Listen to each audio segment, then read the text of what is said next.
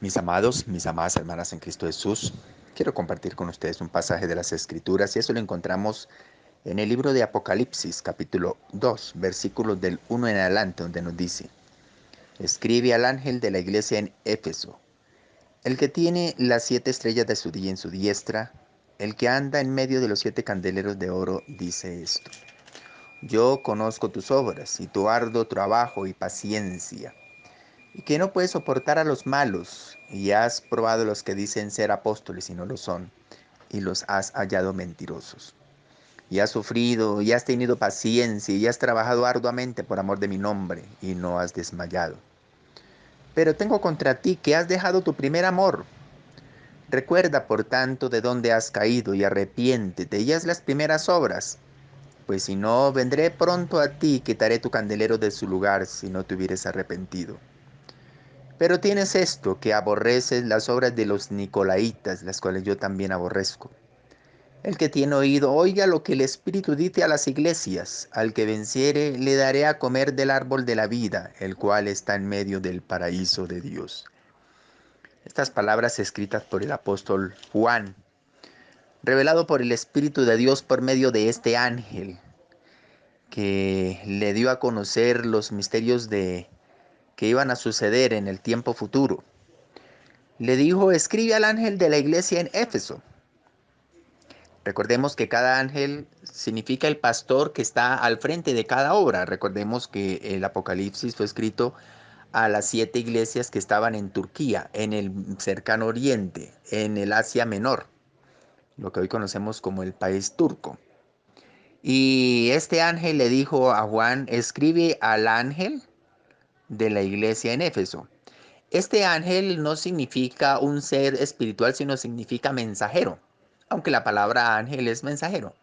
Pero aquí este mensajero se refiere al que lleva el mensaje de la palabra a la iglesia de Dios que está en Éfeso, el que tiene las 7 estrellas en su diestra, el que anda en medio de los 7 candeleros de oro. Dice esto: este Señor que anda en medio de los 7 candeleros de oro es el Señor Jesús. El candelero de oro significa la presencia de Dios, la aprobación de Dios como iglesia. Aquí en Apocalipsis capítulo 1, versículo 20 vemos la interpretación. El misterio de las 7 estrellas que has visto en mi diestra y los 7 candeleros de oro, las 7 estrellas son los 7 ángeles de las 7 iglesias. Y los 7 candeleros que has visto son las 7 iglesias. Quiere decir que cada iglesia aprobada por Dios, por la doctrina que lleva y por sus enseñanzas y por el temor que hay en ellos, es precisamente llamado candelero, y es la aprobación, iglesia aprobada. Y le dijo: yo conozco tus obras y tu arduo trabajo y paciencia, y que no puedes soportar a los malos, que has probado los que dicen ser apóstoles y no lo son, y los has hallado mentirosos. Una de las características que señalaban a la iglesia de Éfeso era que era una iglesia que era ardua en el trabajo para el Señor, estaba siempre en constante movimiento, estaba pendiente de todo lo que iba a suceder dentro de la iglesia, en el ministerio de la iglesia, y era algo admirable. Y Dios estaba viendo precisamente esas obras que se hacía la iglesia de Éfeso, y conocía su arduo trabajo y la paciencia. Y otra de las características que tenía esta iglesia era que no podía soportar a estos malos. Gracias a Dios por estas iglesias que todavía guardan la doctrina del Señor. Una de las características que tiene la iglesia del Señor Jesús el Cristo es que todavía conservan la sana doctrina. Han pasado muchos siglos, desde el siglo I hasta el siglo XXI. Y las iglesias del Señor, por causa de la promesa que el mismo Dios dijo: edificaré mi iglesia y las puertas del Hades no prevalecerán contra ella, según Mateo capítulo 16, versículo 18. Y en Mateo capítulo 7, los últimos versículos: el que oye mis palabras y las hace, les compararé a un hombre sabio que edificó su casa sobre la roca. Vinieron ríos, soplaron vientos y dieron contra aquella casa, y permaneció, porque estaba edificada sobre la roca. Y precisamente Dios comparó a aquella persona que oye y hace lo que Dios dice, y lo compara con el hombre sabio. Las palabras del Señor Jesús que dijo en el Sermón del Monte y fueron escuchadas por aquellas personas, Dios las llama sabias. Y precisamente la iglesia del Señor fue edificada sobre la roca. Han venido vientos, han venido ríos y han dado contra la iglesia del Señor, pero ahí está todavía, precisamente porque Dios prometió estar con ella. Las puertas del Hades no prevalecerán contra la iglesia. Y la iglesia de Éfeso ya había probado a estas personas malas. Y habían también probado a los que decían ser apóstoles y no lo son. Y los ha hallado mentirosos. Dios, en la misericordia que ha tenido con la humanidad, había escogido o ha escogido o escogió a 12 apóstoles precisamente para que ellos conocieran todos estos misterios que fueron ocultos durante todo el Antiguo Testamento.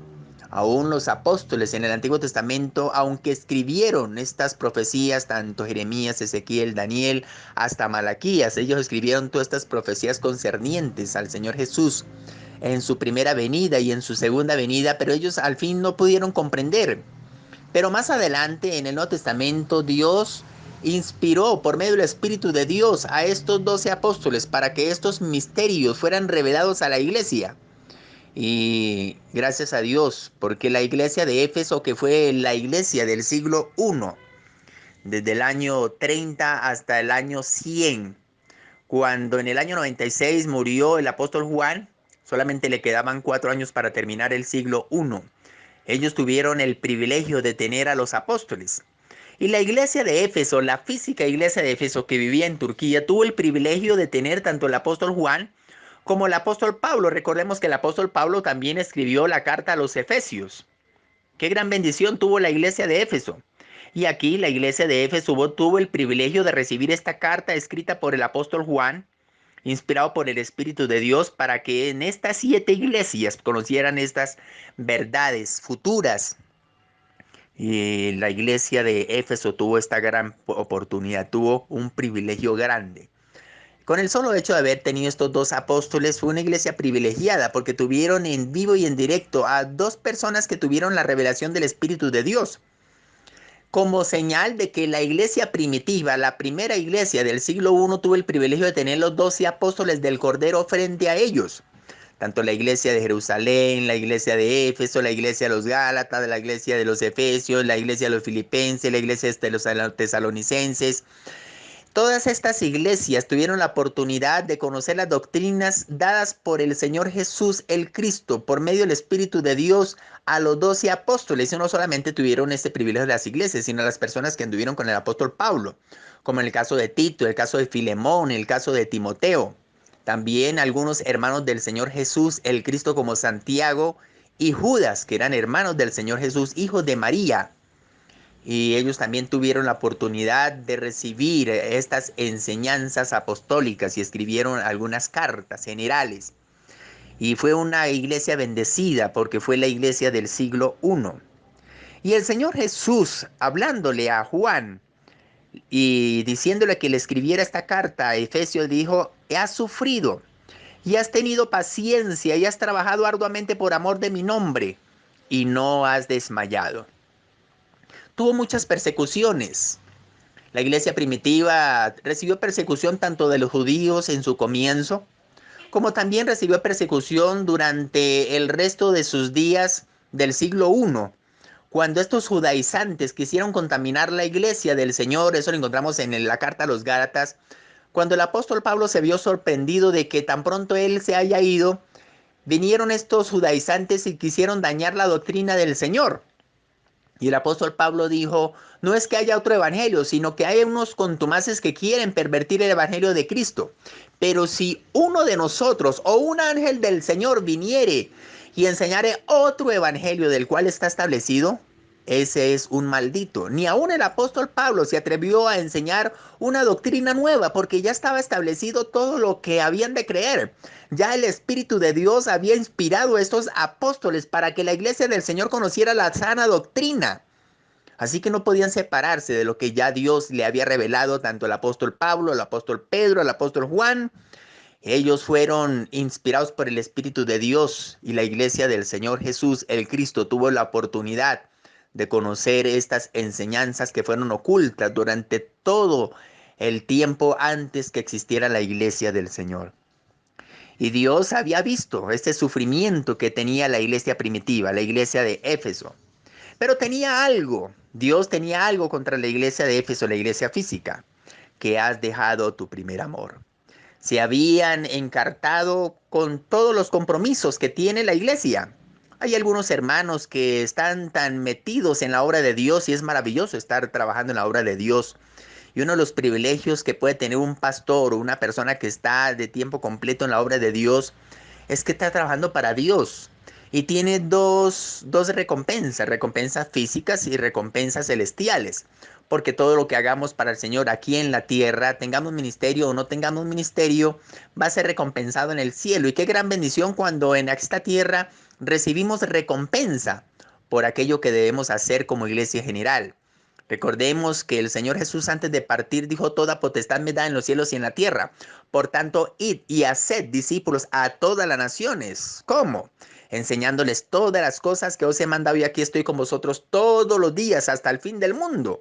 Así que la iglesia del Señor, la que Dios encomendó este ministerio, es la única encargada de predicar el evangelio del Señor Jesús.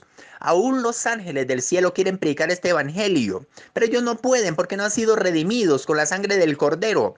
Solamente los salvos, los que hemos sido redimidos con la sangre de Jesús, el Cristo, allí en la cruz del Calvario, somos los únicos que podemos vivir agradecidos con Dios, y somos los que vamos a adorar. Vamos a dar este hermoso cántico que nadie puede expresar sino solamente los redimidos.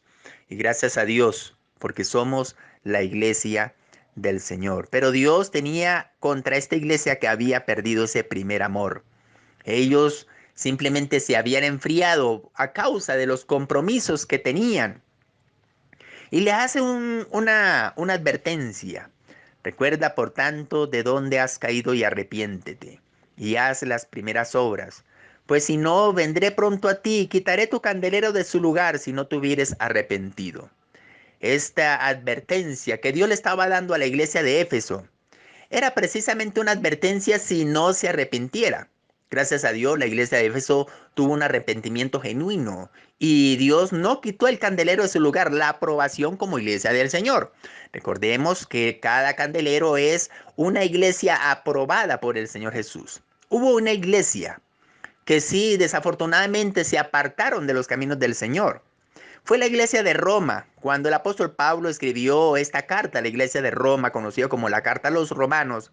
Esa iglesia aún todavía caminaba en las doctrinas dadas por el Espíritu de Dios a los apóstoles, andaban en la doctrina apostólica. Y aunque en el momento ellos no podían entender algunas de las cosas, el apóstol Pablo pues cada rato estaban pendientes de ellos, aún estando en la cárcel, les aconsejaba y tuvieron el privilegio de andar en las doctrinas del Señor hasta el siglo IV, cuando Constantino I se le iluminó, tuvo esa gran idea, según él, de unir el Estado con la iglesia. Y la iglesia se paganizó, trajeron costumbres tanto de Egipto como de Babilonia, trajeron dioses que habían sido adorados por muchos años, tanto en el imperio de Babilonia, cuando estaba Nabucodonosor, y a dioses de Egipto que aún desde Faraón adoraban a Isis, Horus y Set, y lo pusieron como en la inscripción en la hostia, ¿verdad? Una falsa trinidad. Y fueron añadidos todas estas idolatrías, hasta el día de hoy han permanecido. Y Dios quitó la aprobación como iglesia. Ya dejó de ser iglesia de Cristo. Fue iglesia de Cristo hasta el siglo IV, hasta el año 314. Pero desafortunadamente ya Dios se apartó de él, porque se contaminaron, se apartaron de la verdad. La iglesia de Éfeso alcanzó a caminar en las sendas antiguas, y Dios le dijo: recuerda por tanto de dónde has caído y arrepiéntate y haz las primeras obras. Pues si no, vendré pronto a ti y quitaré tu candelero de su lugar si no te hubieres arrepentido. Pero tienes esto, que aborrece las obras de los nicolaítas, las cuales yo también aborrezco. Estos nicolaítas era un grupo de personas que se habían levantado contra la iglesia del Señor. Ellos querían tomar dominio de la iglesia del Señor. Esta doctrina de los nicolaítas tiene dos enseñanzas básicas. Una de ellas es tomar control de la iglesia. decir que el pastor es el que tiene el control de la iglesia y es lo que conocemos como el gobierno episcopal. ¿En qué consiste el gobierno episcopal? En que hay una autoridad, una cabeza que dirige todo el conglomerado de iglesias y nada se hace sin que esa cabeza diga sí o diga no, ¿verdad? Eso es un gobierno episcopal, tener dominio sobre la iglesia. Y cada vez que nosotros le rendimos pleitesía al pastor y todo lo que dice ese pastor o todo lo que diga ese obispo, todo lo que diga ese maestro, es palabra de verdad porque es el pastor, simplemente porque tiene el título de pastor, entonces hay que obedecerle. Nosotros debemos estar sujetos a un pastor siempre y cuando ese pastor esté sujeto a Dios. Si ese pastor ya no está sujeto a las leyes de Dios, pues ese pastor, la iglesia está con la autoridad, tiene la autoridad de desecharlo o aceptarlo, ¿verdad? Desafortunadamente en la historia de la iglesia, muchas de las iglesias se han apartado precisamente porque se ha levantado alguien que ni siquiera conoce las escrituras y por obedecer a ese pastor simplemente se van tras sus ideas, pero no reciben la doctrina de Dios, sino doctrina de hombres. Ese es el gobierno episcopal. Y los nicolaitas, eso era lo que enseñaba. Otra de las cosas que enseñaba este grupo de nicolaitas era que como la gracia de Dios era eterna y la salvación que Dios da es eterna, pues simplemente podríamos disfrutar del mundo a sus placeres, a sus anchas, ¿verdad?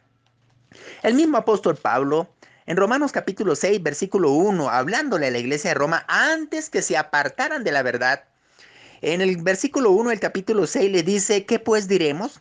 ¿Perseveraremos en el pecado para que la gracia abunde? Y él mismo contesta, en ninguna manera, porque los que hemos muerto al pecado, ¿cómo viviremos aún en él? ¿O no sabéis que todos los que hemos sido bautizados en Cristo Jesús hemos sido bautizados en su muerte? Porque somos sepultados juntamente con él para muerte por el bautismo, a fin de que como Cristo resucitó de los muertos por la gloria del Padre, así también nosotros andemos en vida nueva. Porque fuimos plantados juntamente con él para semejanza de su muerte, así también lo seremos en la de su resurrección.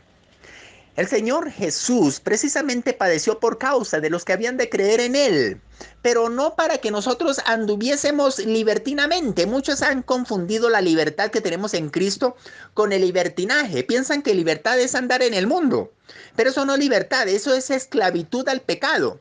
Dios nos ha sacado de la esclavitud del pecado para ser siervos de la justicia. Pero aquellas personas que no quieren entender esta realidad confunden la libertad que Dios nos ha dado en Cristo Jesús para andar en libertinaje, para andar como anda el mundo, sin demostrar que hemos sido redimidos por la sangre del Cordero. Así que cuando una persona está en Cristo Jesús es una nueva criatura. El mismo apóstol Pablo dice, el que está en Cristo, dentro de Cristo es una nueva criatura. Las cosas viejas pasaron y aquí todas son hechas nuevas. Una evidencia o la evidencia contundente que alguien tiene el Espíritu de Dios es cuando ha cambiado de vida, cuando tiene una nueva naturaleza. La naturaleza de Dios ha sido implantada en su corazón. Las obras no salvan, pero es una manifestación de que Dios ha hecho una obra especial. La obra perfecta que Dios hace en el hombre lo señala como esa persona que ha cambiado de vida. Gracias a Dios para aquellas personas que han alcanzado salvación.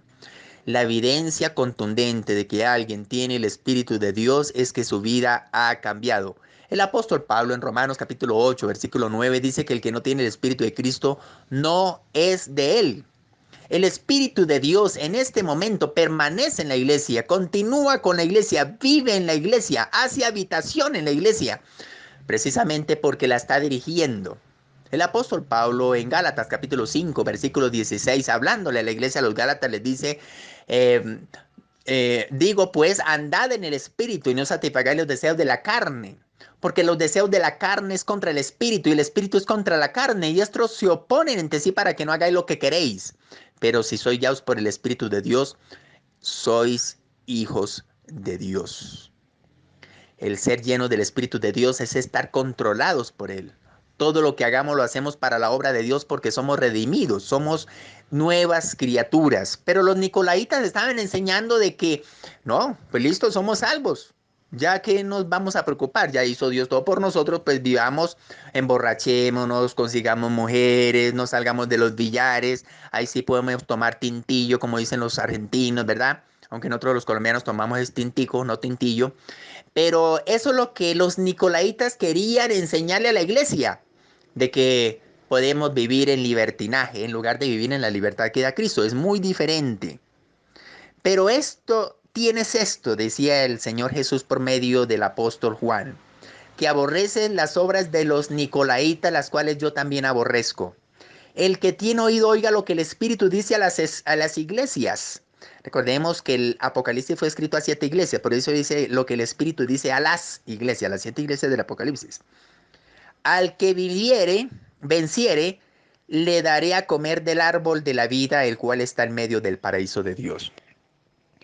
Recordemos cuando el hombre pecó y comió el árbol de la ciencia del bien y el mal, y dijo Dios: he aquí el hombre es como uno de nosotros, sabiendo el bien y el mal.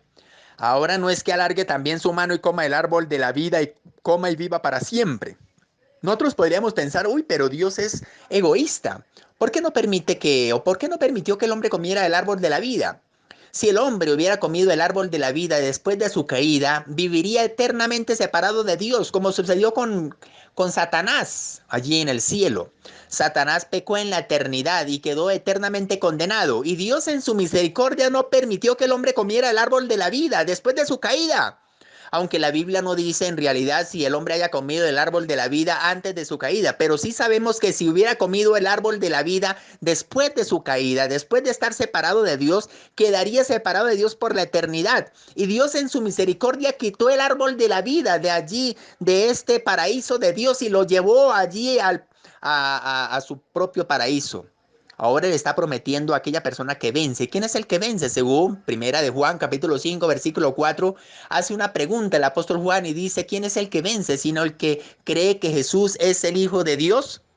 Ese es el que ha vencido al mundo. Nosotros estamos en victoria porque Dios triunfó por nosotros y nos regaló la victoria. ¡Qué gran bendición! Ahora nosotros en Cristo Jesús tenemos vida eterna. Pero aquí está prometiendo algo. El que tiene oído para oír, oiga lo que el Espíritu dice a las iglesias. Al que venciere le daré a comer del árbol de la vida, el cual está en medio del paraíso de Dios. Ahí podemos disfrutar del árbol de la vida porque ya estamos unidos con Dios. Ya hemos sido reconciliados por medio de la cruz. Esa amistad que había sido rota por el pecado. Y por causa de ese pecado estábamos separados de Dios, según Efesios capítulo 2. Estábamos muertos en delitos y pecados. La palabra muertos, separados de Dios, muertos en delitos y pecados, los cuales anduvimos en otro tiempo conforme a la corriente de este mundo, conforme al príncipe, la potestad del aire, el espíritu que ahora opera en los hijos de desobediencia.